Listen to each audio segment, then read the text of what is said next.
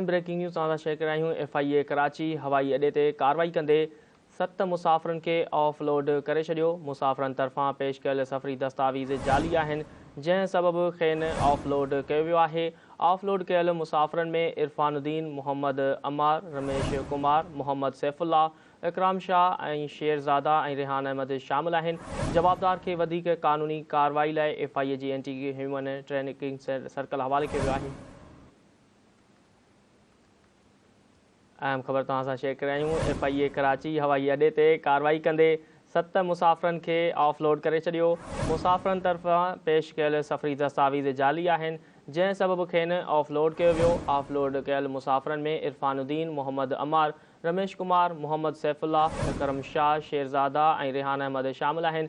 जवाबदार खे वधीक क़ानूनी कार्रवाई लाइ FIA जी एंटी ह्यूमन ट्रैफिकिंग सर्कल हवाले कयो वियो।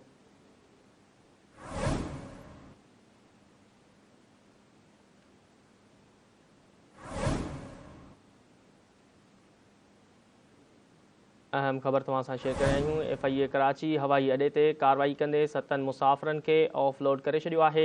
मुसाफ़िरनि तरफ़ां पेश कयल सफ़री दस्तावेज़ जाली आहिनि, जंहिं सबबु खेनि ऑफलोड कयो वियो आहे। ऑफलोड कयल मुसाफ़िरनि में इरफानुद्दीन, मोहम्मद अमार, रमेश कुमार, मोहम्मद सैफुल्ला, अकरम शाह, शेरज़ादा ऐं रेहान अहमद शामिल आहिनि।